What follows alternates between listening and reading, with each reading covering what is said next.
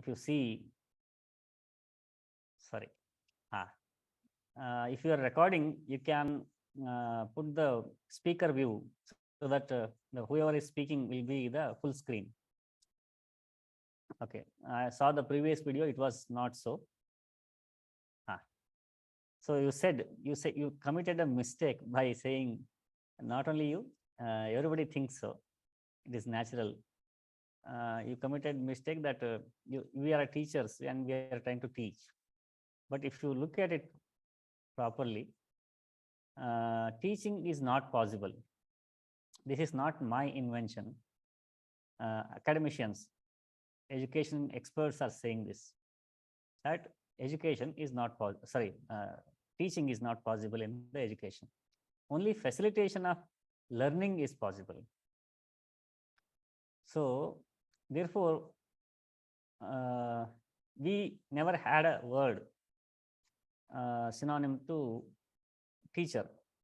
In Indian languages, you may have heard in Amarakosha, there is a shloka called Upadhyayodhyapakotha Syanishekadikrit Guruhu Mantra Vyakhyakradacharya Adeshtat Twadhvare Vrati. This is the shloka from Amarakosha. Upadhyaya Adhyapakaha Acharya Vrati Nishekadikrit Guru. These are the terms. Upadhyaya. What is Upadhyaya? Upa-adhyaya. The one who assists in learning. Tutor. For example, in earlier times, Shreshtis, the wealthy people who used to do the trading, etc., used to hire somebody who used to come to their house and teach their children or give the tuitions to their children. Such people are known as Upadhyaya, who assists in the Adhyayana. Upadhyaya. The second one is Upadhyaya Adhyapakaha. Adhyapaka is little higher than the Upadhyaya. Upadhyaya will have little control over the student. He will make the student do the Adhyayana. The one who instructs the Adhyayana or facilitates the Adhyayana or orders the Adhyayana or implements the process of Adhyayana. Adhyapaka. Essentially, Adhyayana is happening in both situations, Upadhyaya and Adhyapaka. Third one is Upadhyayodhyapakota Syan Nishekadikrit Guruhu. Nishekadikrit Guruhu. The one who does Nisheka, etc., is Guru. What is Nisheka? Nisheka is actually Garbhadhana Samskara, or the first night ceremony, or whatever it is called after the marriage. Garbhadhana Samskara. That is known as Nisheka. So this Amarakosha's description of Guru is not independent. It is based on the Manusmriti. If you go back to Manusmriti, Manu says, Nishekadini karmani yah karoti yathavidhi sambhavayati cha annena savipro guru ruchyate.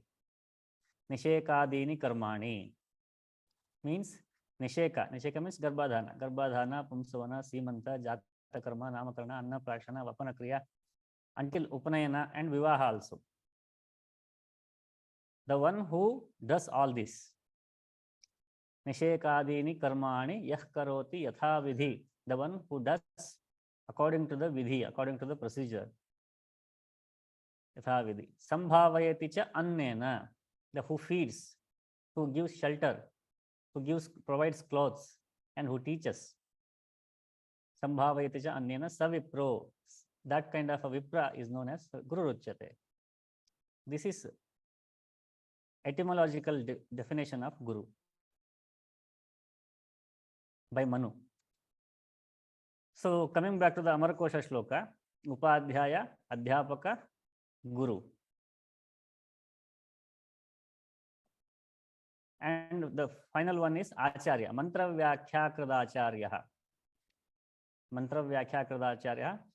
Adeshta Todhare Vrati. The final one is Vrati means Purohita, the one who gives Adesha in the rituals. He is Purohita. Purohita also called as Guru. So Upadhyaya, Adhyapaka, Guru, Acharya, and Purohita. These are the type of gurus, various types of gurus we have. None of these words mean teacher. Please find me a word in Indian, any of Bharatiya language which means teacher. The mantra Vyakhyakradacharya means the one who does the Vyakhyana, commentary on the mantra. Guru is the one who does Nisheka, etc., and feeds and provides shelters and teacher, not teachers, Adhyana, he does Adhyapana. Sambhavayati cha is the word. So when you say we are the teachers, that is a foreign perspective that we are having. We have, and it is unscientific also. Mahodaya, Shikshakah? Shikshakah, ha. Shikshakah, what is Shikshakah? Shikshakah is not in the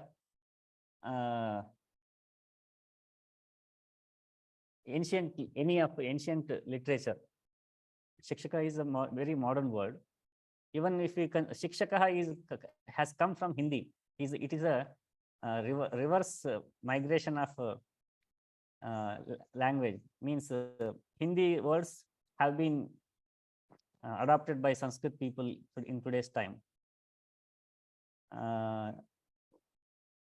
So Shikshaka, essentially Shiksha is one of the limb of the Vedanga. Shiksha, Vyakarana, Chanda, Nirukta, Jyotisha, and Kalpa are the 6 limbs of the Veda. What is Shiksha? Shiksha is a Shastra or the science of sound. How alphabet should be pronounced and how it is supposed to be pronounced and how it is generated, how sound is generated. It is a Shiksha is essentially the science of the sound. If we pronounce it properly, then only the impact itself in the system, neuronal system, will create the meaning. It is said in the Shiksha that if you pronounce properly any one letter, that itself is enough to attain mukti. So that is Shabda Sadhana, Nada Sadhana. So in the Vyakarana, Patanjali also says this. Vyakarana Mahabhashyam, Patanjali also says this. In the Shiksha Shastra also. So Shiksha is essentially is a manual for the pronunciation of the Veda. So if somebody is pronouncing something wrongly, somebody will correct it. This is not the way and this is the way. That correction happens on the basis of Shiksha. Therefore, the person who corrects is called Shikshaka. And the process of correction is called Shiksha. In Hindi, Shiksha means education. Because only Adhyapaka is doing the correction. The attempt is being done by the student only. Therefore, Shikshaka has come from the Shiksha Shastra. And Shiksha is essentially science of the sound and the proper pronunciation. So therefore, we cannot find any word in any of our Bharatiya languages for the word teachers. So see, you made a small mistake and I gave a long lecture on that. So this is the way our minds have been corrupted and invaded by the foreign thought process and unscientific thought processes that we don't even realize. It is not our ignorance or mistake. It has been done systematically by the generations of wrong information. Even I did not know this until recently. So this is our condition.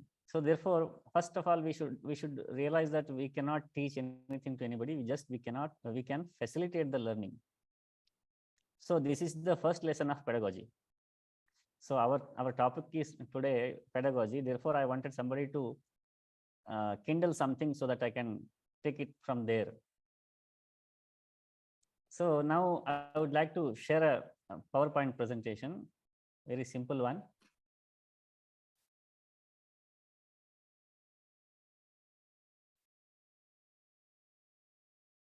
Yeah.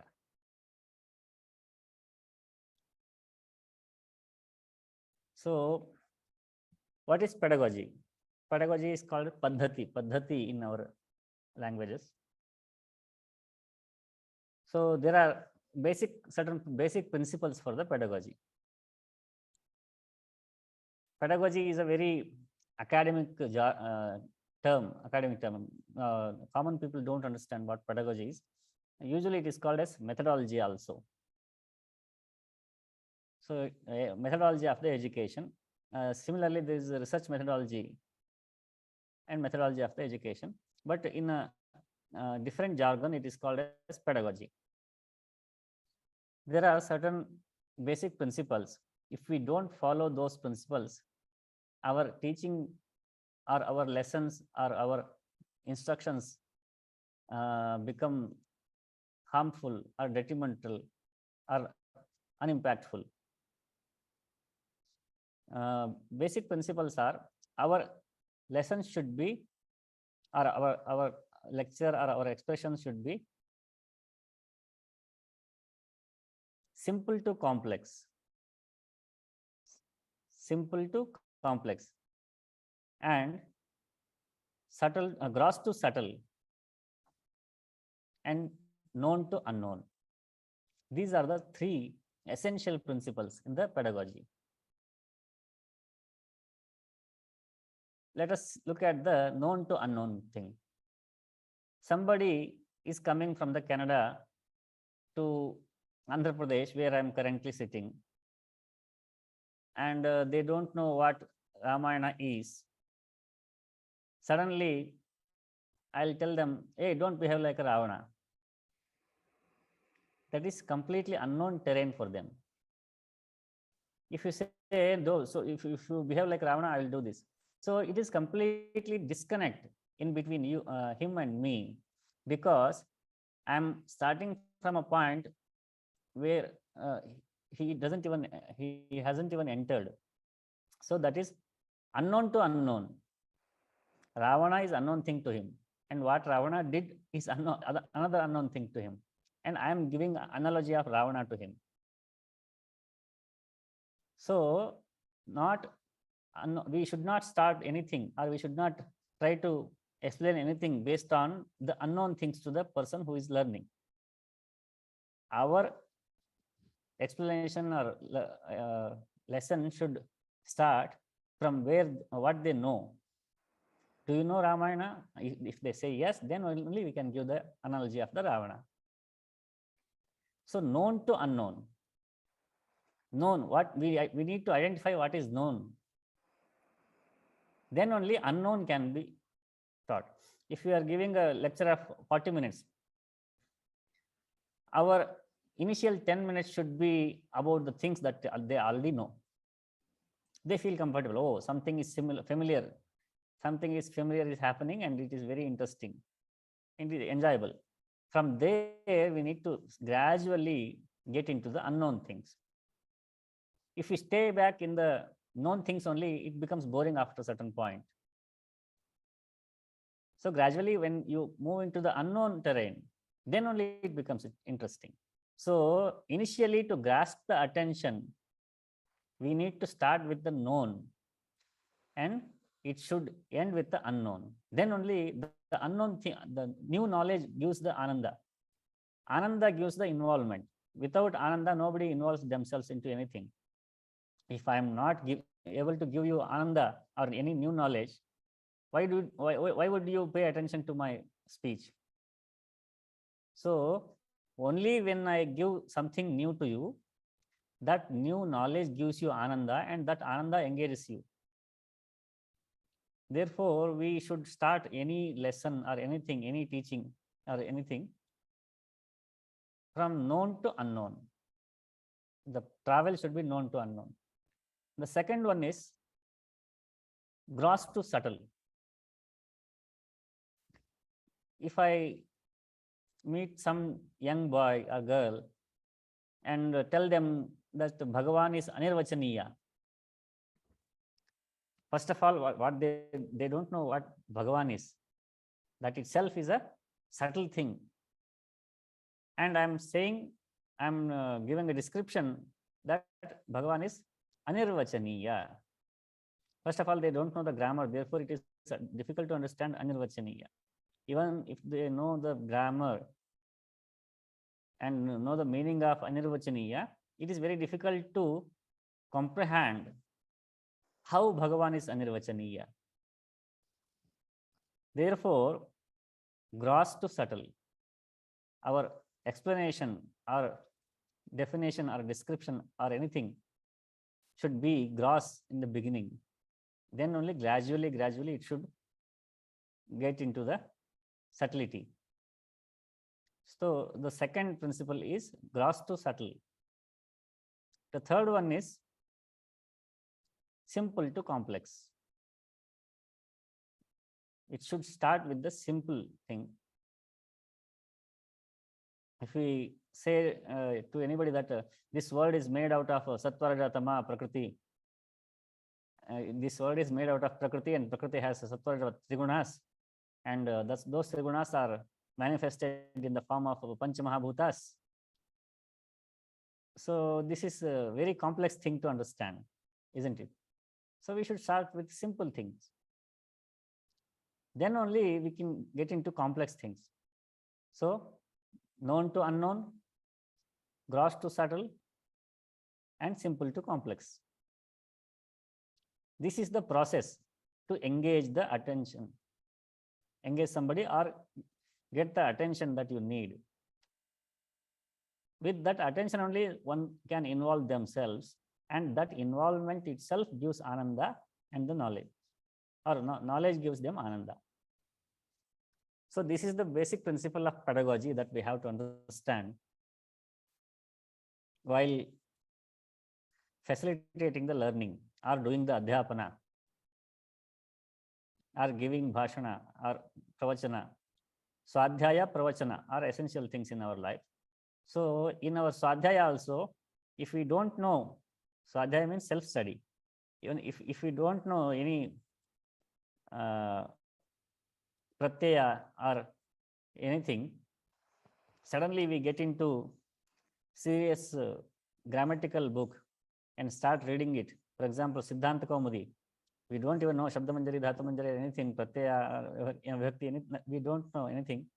And we suddenly start reading Siddhanta Kaumudi. That is difficult to comprehend. So not only teaching, even to study also, simple to complex, known to unknown should happen.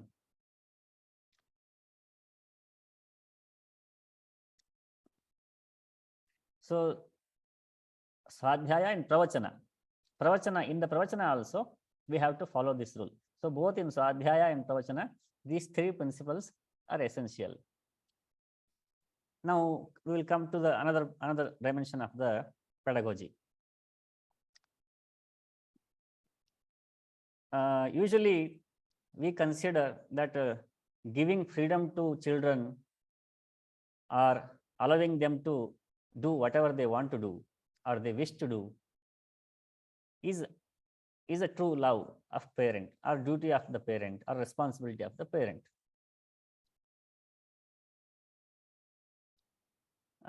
Therefore, people allow their children to do whatever they want to do and feel proud that I don't interfere in my child's business, or I allow them to do whatever they want to do. I love them so much.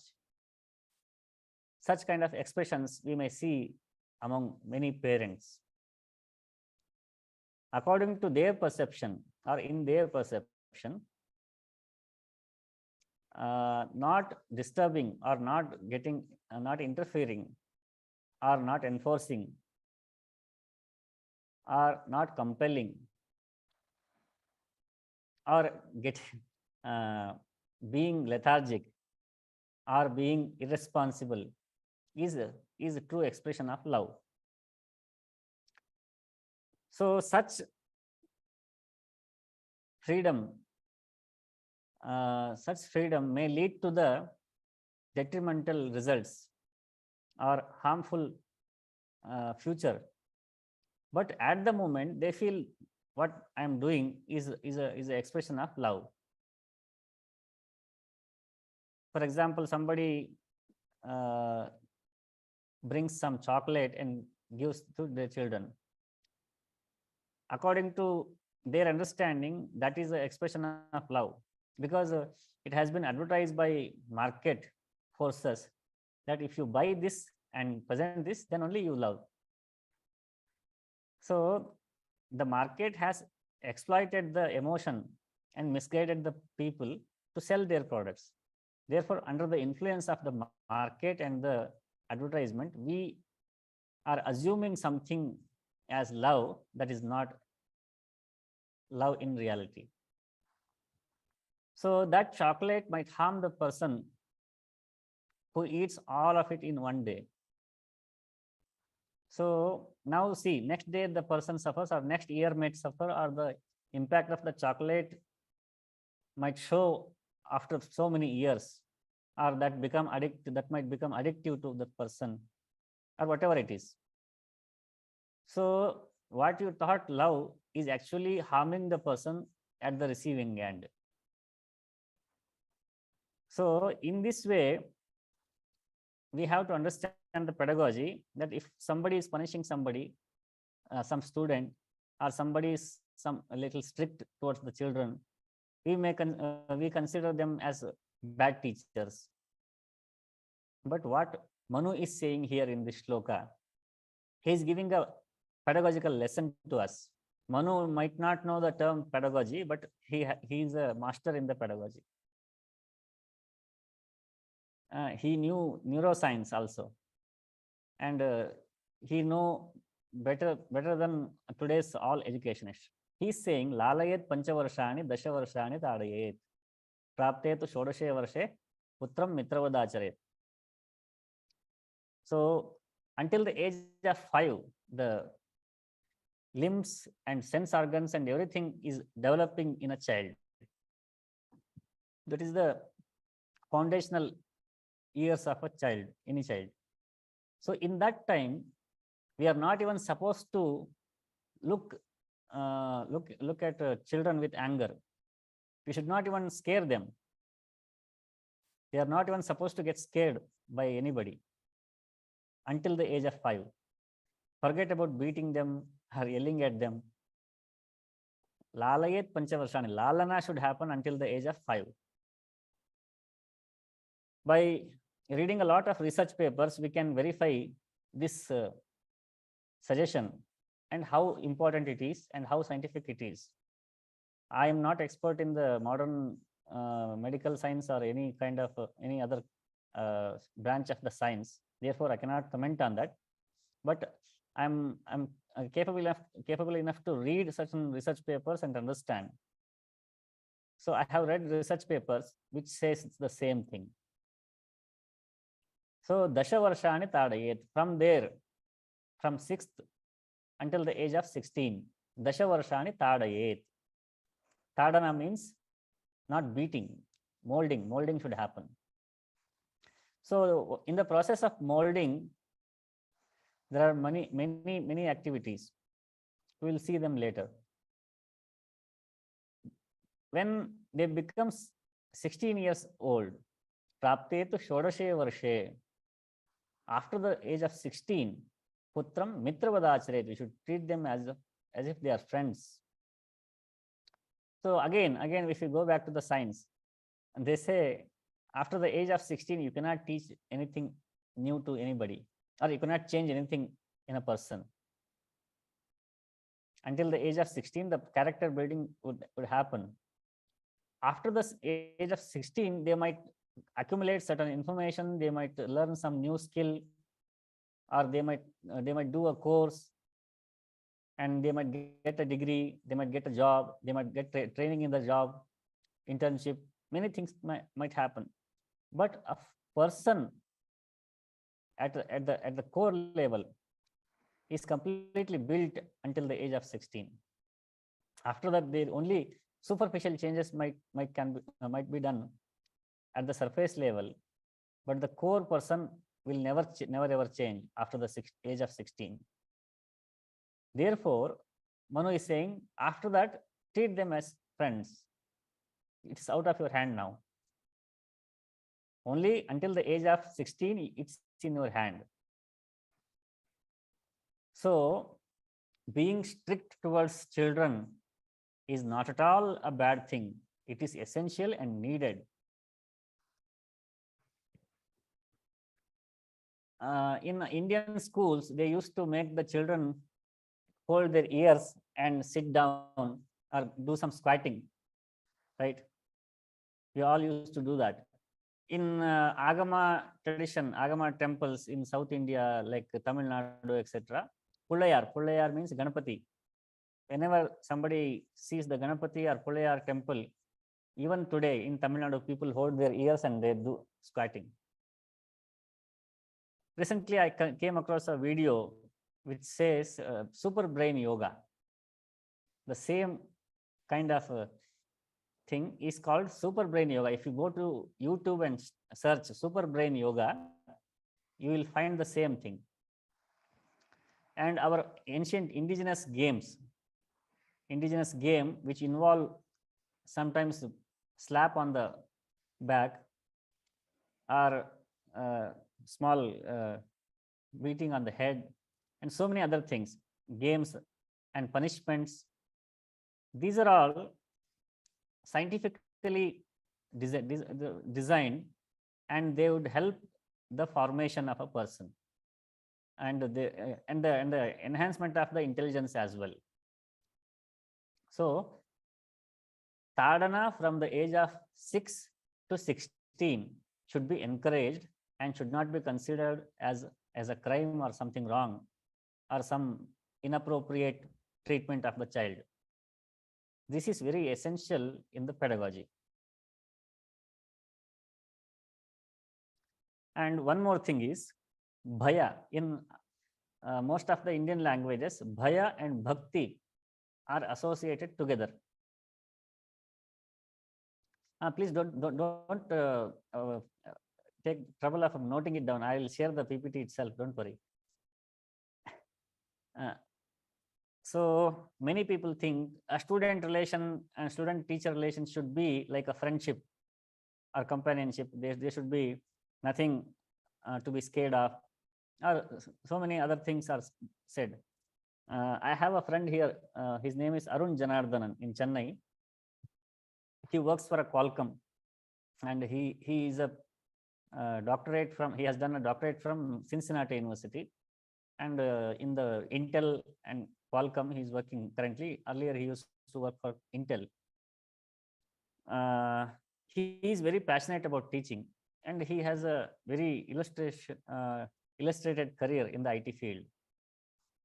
Because of his degree and the job profile, many people know him, and he enjoys teaching. And in his apartment, wherever he lives in Chennai, there are hundreds of flats in their apartment, and he assembles all those children and try to teach them.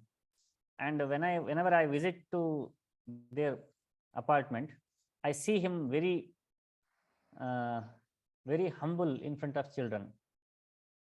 And I told him, you should be authoritative. You should behave like an authority in front of the children, because you are teaching telling them something, and they are learning something from you. Why don't you act like an authority? Why do you try to act like a requesting tune to the children? Why are you begging them to learn? So he says that is the way children should be treated.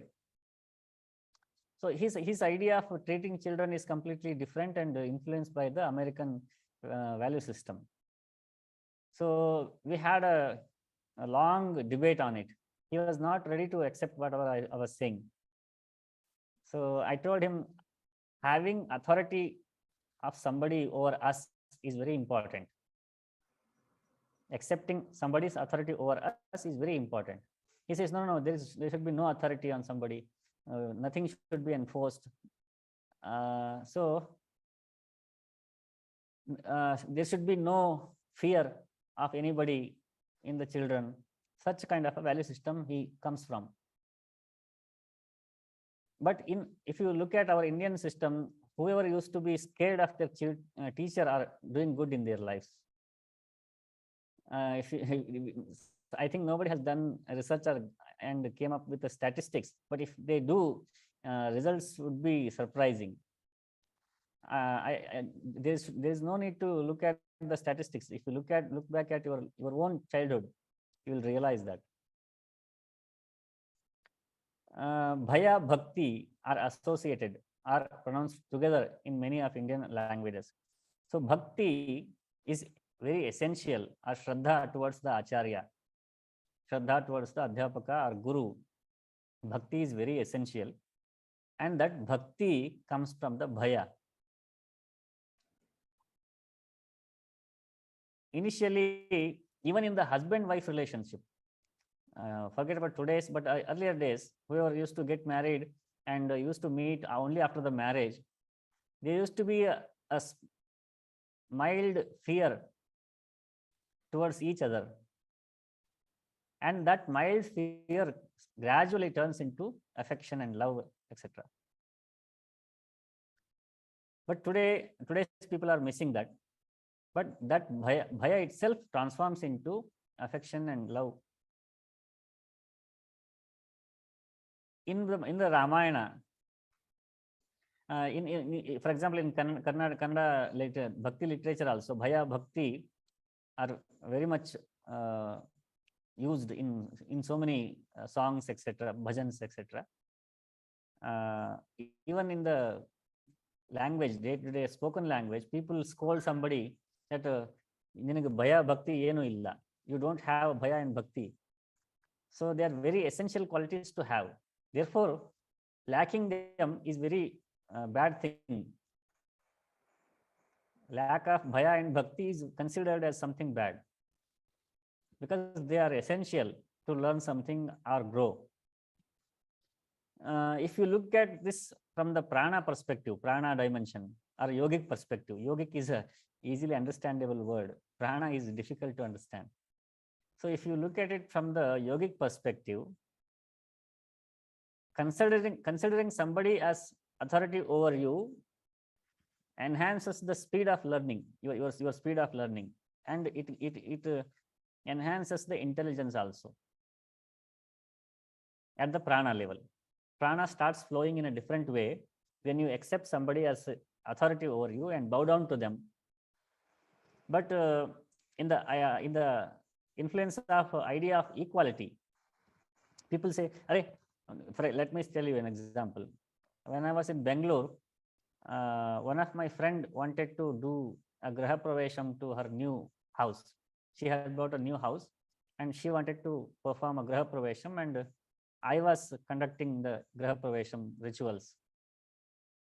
And at the end of it, I told her husband to take the prasadam and give it to his wife. And I asked her, do the namaskaram to your husband and receive the prasadam.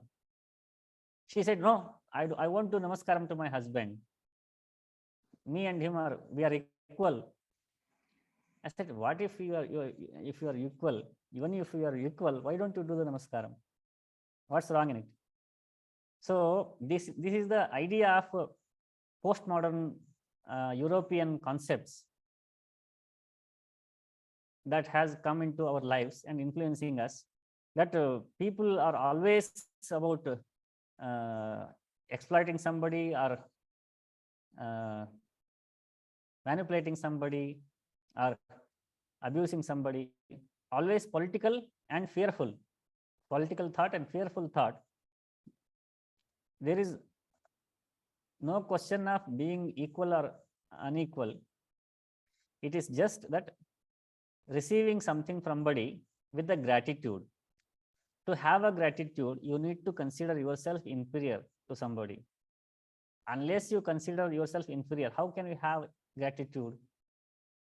If you consider yourself so powerful, Superman, would you feel gratitude towards the Bhagavan or your parents or anybody? No. Only when you consider yourself inferior and somebody else as superior, then only the emotion of gratitude comes. That gratitude transforms you, benefits you. So if you feel inferior to somebody, you benefit because of the gratitude that comes with the inferiority. Inferiority not in the sense of the psychology. So having gratitude is very essential, and that gratitude comes only when you accept somebody's authority over you. So, and that bhaya in the Ramayana, here it is from Tulasi Ramayana, the above the verse that is being displayed in the on the screen is from Tulasi Ramayana or Ramacharitamanasa. Rama is waiting on the banks of ocean in the Rameshwaram and requesting the Samudra Raja to give the way to Sri Lanka. And Samudra Raja is not responding. He makes requests again and again. But Samudra Raja is not responding. He is waiting. Rama waited so many days without having food also. But Samudra is not responding. Then Rama says this, Vinaya namanata jaladhi jada gayatini dina biti. 3 days have been passed. Bole Rama sakopatab bhaya vina ho ina preeti. Then Rama says with anger, Bhaya binu ho ina preeti. Without fear, there is no preeti. There is no affection. Or there is no cooperation. So then he pulls out some astra, and Samudra Raja comes running with the fear. And that fear transforms into bhakti later, and he gives the way, and he tells the techniques to build a bridge. So Rama himself is making a statement or recalling something that he already knew, that bhaya binu ho ina preeti. Without fear, there is no room for the preeti. Therefore, children having bhaya or fear towards teacher is not a bad thing.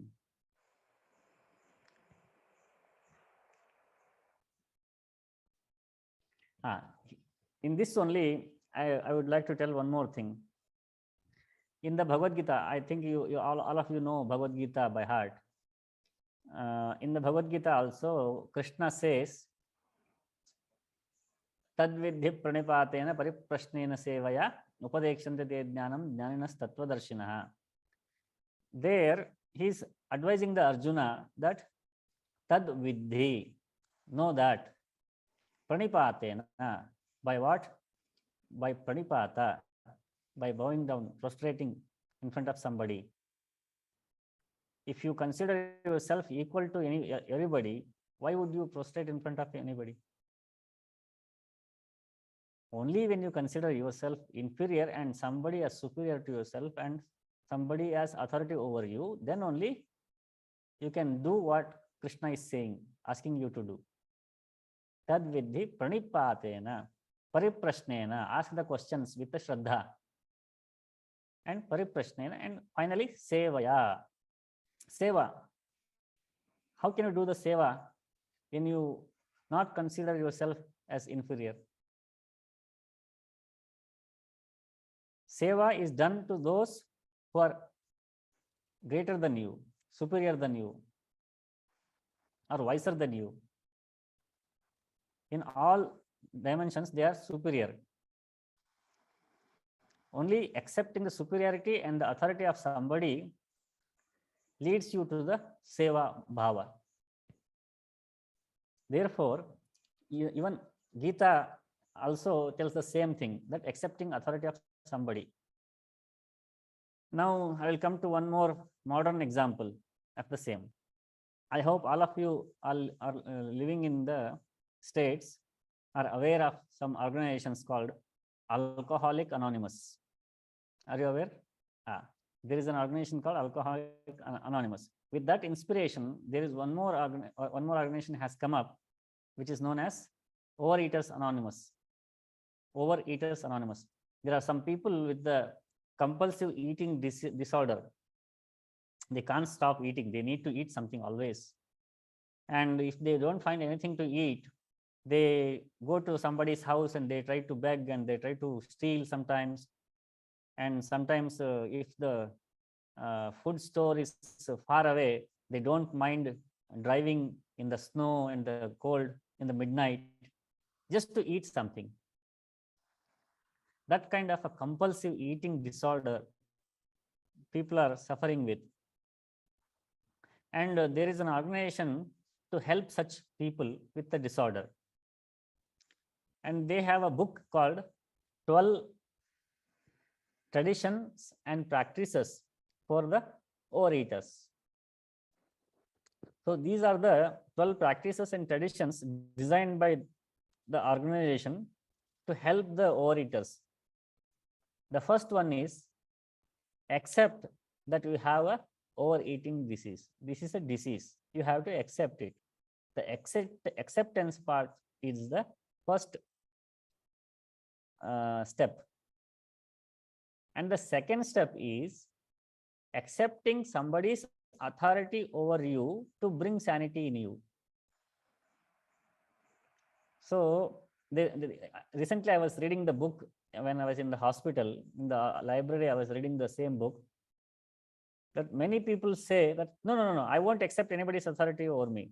I live my life according to my terms. I just have a small disorder of overeating. I don't need to accept anybody's authority. I know what I'm doing. I know what to do. Just tell me how to fix this disease. So this kind of responses they get. But the book says, unless you accept somebody as superior and authority over you, you can't bring sanity in you. You can't overcome this disease. Only when you accept somebody's authority, you will follow the instructions. Your will is not sufficient to follow the instruction. Only the authority of somebody will push you to follow the instructions. So, see, even the treatment to such diseases involves authority of somebody. If you don't consider your doctor as authority and don't follow his instructions, it is impossible to cure any disease, isn't it? So this is the very important aspect of Acharya or the Guru having authority over the children. Complete authority over the children is very, very, very important aspect. Treating them as friends and giving them complete freedom, all these fanciful things are detrimental. We need to understand.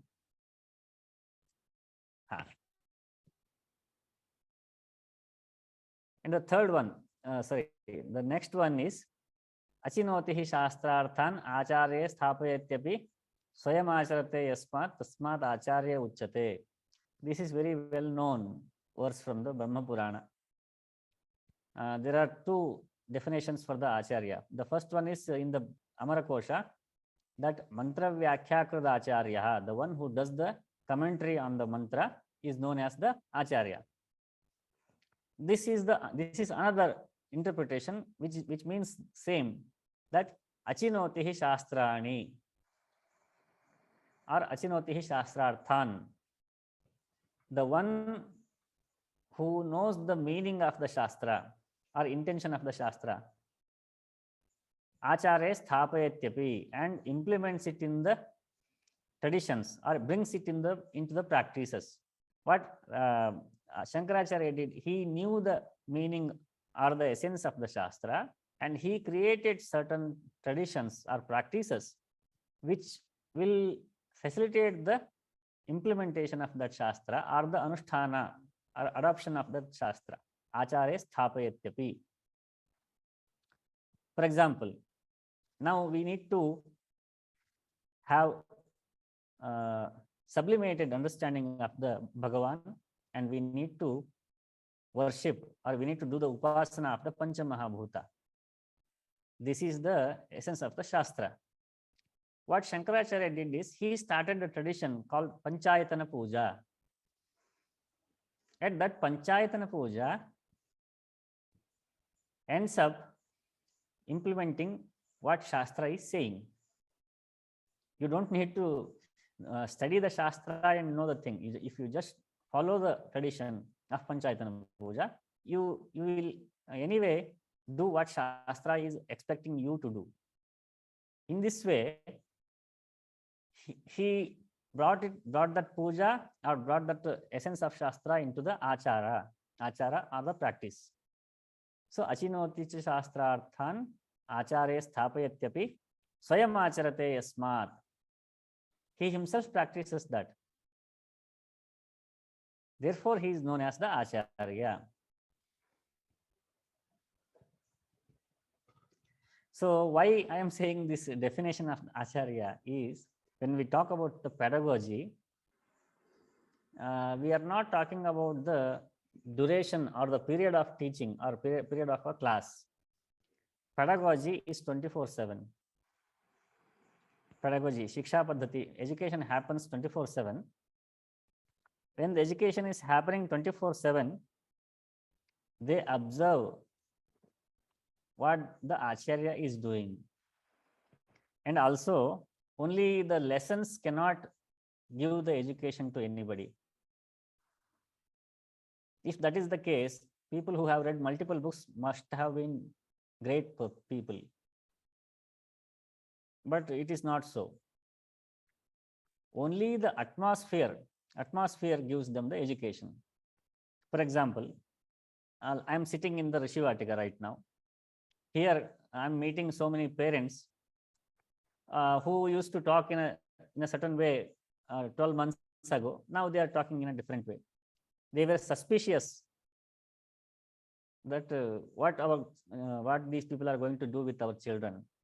And now, after 12 months, they are completely in tears and surrendering themselves to the Gurukulam because they have seen the transformation in the children. For example, let me take an example. There is a doctor from Hyderabad whose 2 children are studying here. Today, he was almost in tears while expressing gratitude that in the COVID period, me and my wife used to get scared to enter our own house because we had a son in our house whom we were not able to manage. We used to get scared to enter our own house because of our own son. That kind of a situation was there at the house. And that boy is here since 12 months now. And they can't believe what kind of a transformation has happened to their son. And personally, they were asking me, what is the reason, how it happens? I told them it is the atmosphere. It is not the lesson, it is not the book, it is not the teacher. Atmosphere is made out of so many people and their relations. See, many families face many issues. In a family, if some father is being respected, and if a father has authority over that family, you don't have to be appreciative or impressed by the father. If a father is good, respected, authoritative, and taking care of the family, his wife should be appreciated. Because if the wife had spoken something ill about her husband in front of her own children, that atmosphere wouldn't have been possible. So we might yell at each other in private, but what we are doing in front of our children is very, very crucial in the creation of the atmosphere. So how we respect each other, or how we respect somebody else also, not in the husband and wife relation. If somebody comes to our house, how we respond to that person? And if after that person leaves our house, what are we talking about that person? is going to impact the atmosphere at the house. That atmosphere is going to create the character of the children in the house, isn't it? So lessons, pedagogy is not limited to the lessons alone, books alone, or lectures alone. It extends to the life also. Therefore, I'm saying, swayam acharate yasmat, tasmad acharya uchyate. So you expect your son to be great person, and you badmouth about your neighbor. So how it is going to be, how it is going to happen? So education happens, or pedagogy involves atmosphere. Atmosphere is the key aspect in the pedagogy, and that atmosphere is created by people, acharya. Atmosphere is not created by the building or infrastructure. Infrastructure is also one part of it, but essentially the people around create an atmosphere, and that atmosphere creates a pedagogy, and that pedagogy creates a character.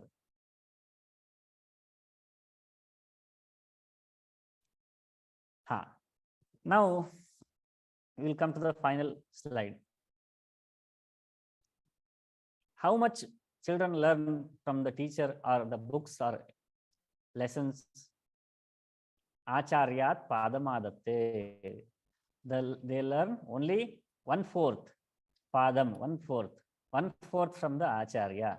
Therefore, we cannot expect the children or students to learn everything from us.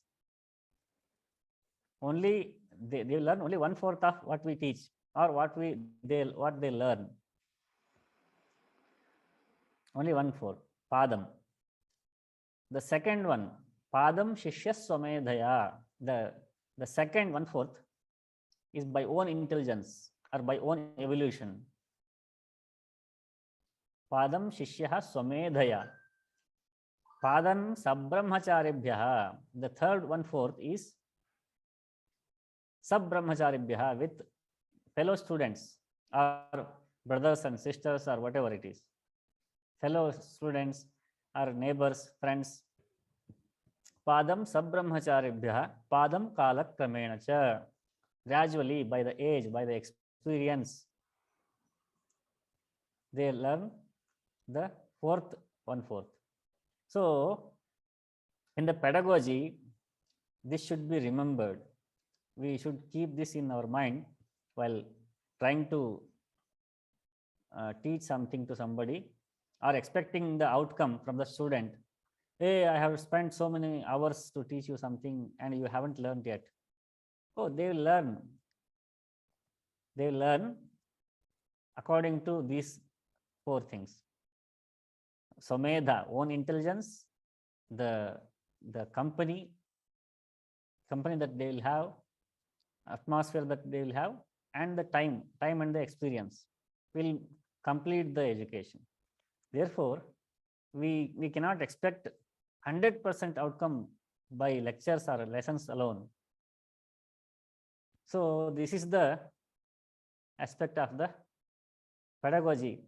With simple slokas, I tried to explain. I hope all of you enjoyed it. Thank you. You are muted. Thank you very much, Mahodaya. Thank you very much. We needed this during the start of the session. If anyone else or any other teachers has any other questions, please, you can ask now. I have one question. Bhaya and bhakti.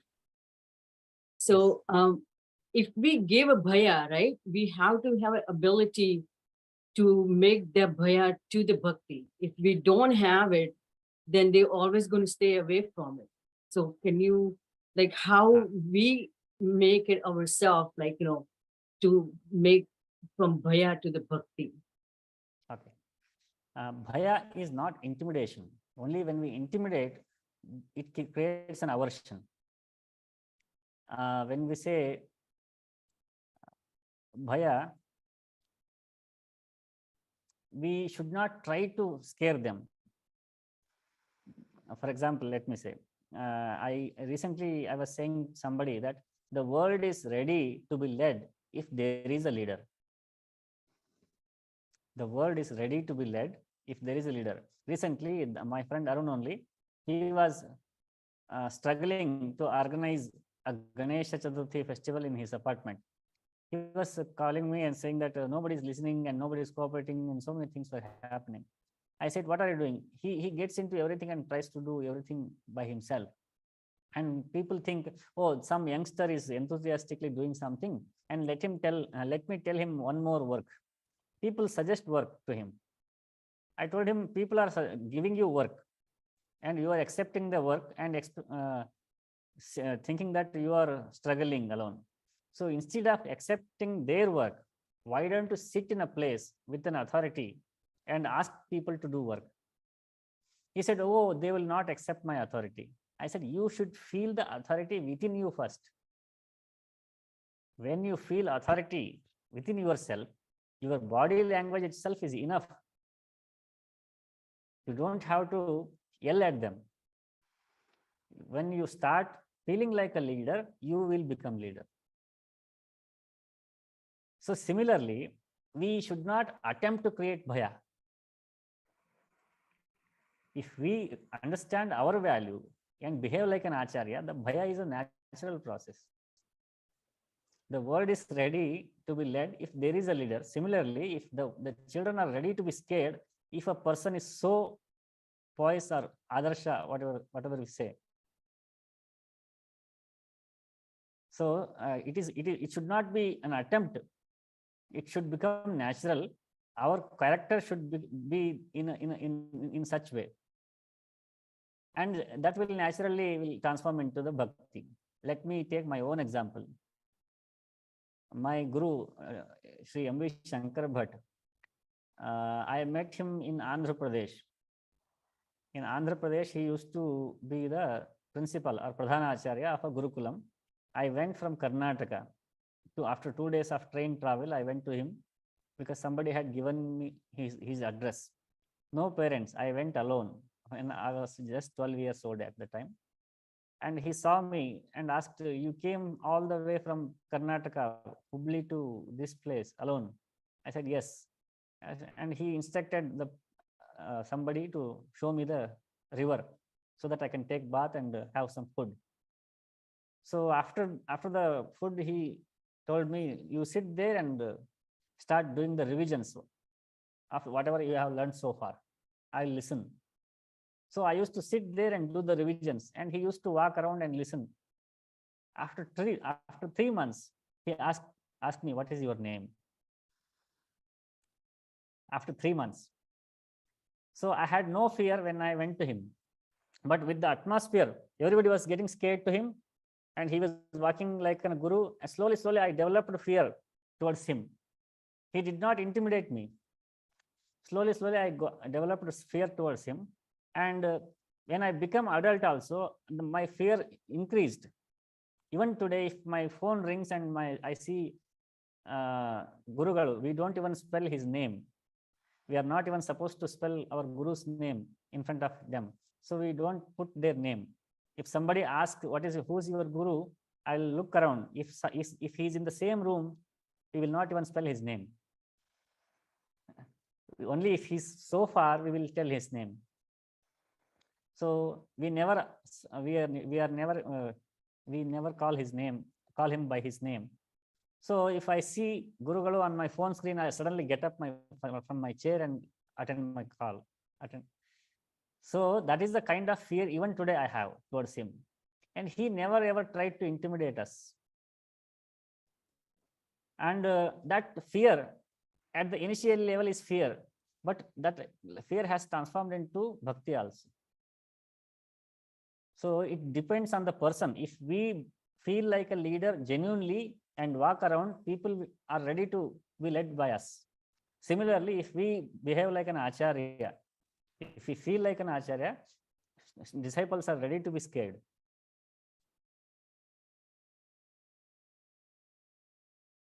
I hope that answered your question. Yes, I understand it. Like, first we should build our own character first. Yes. That should be genuine. Yes. And bhaya is like, bhaya is not like a bhaya like that way, the way we are thinking. It's mostly is like gratitude, is that's the word. Ha, ha, ha, ha.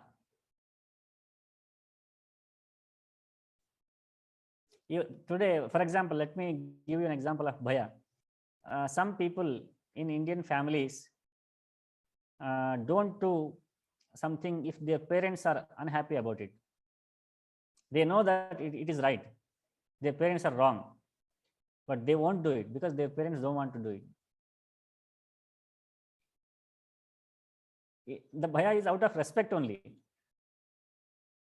They are educated and they have seen the world and they are much more intelligent than their parents, and they know that the parents are doing some wrong decisions, taking wrong decisions, but still, just because it is said by the parent, they won't do it. Some people, even today, some people don't sit in front of their parents. In Tamil Nadu only, I have seen somebody, some Vedic scholar, his son works in a premier institution as a professor. I'm not supposed to take their names. Very, very highly regarded person in Indian academia. But he doesn't sit in front of his father. His father is not even half qualified than him. If you go by qualification, his son is much more qualified. But despite that, he doesn't even sit in front of his father in the same room. Only when his father walks out of that room, then only he sits. So that kind of a fear, that is not intimidated fear. Yes. Anybody else has any other question? Dhanyavada Mahodaya for this very touching topic, this Yes. very touching explanation of everything today. I'm really touched. I don't know what to say. Thank you very much. We look forward to your guidance like this because we are in a very challenging position here. We want to bring the Sanatana Dharma principles to our children over here, and we are in this faraway country. Outside world is so different. One. Secondly, we are in a situation where we are doing everything virtually. We don't even, we used to have it in a school, but right now we are still doing virtually this year too. So this is a second challenge we're facing. So we definitely need your guidance going forward too. We will keep coming back to you. And we are very grateful for you willingly coming and sharing your heart with us. Thank you so much, Mahodaya. Thank you very much. Namaste. Thank you, Namaskaram. Mahodaya. Namaskaram. Thank you. Namaskaram.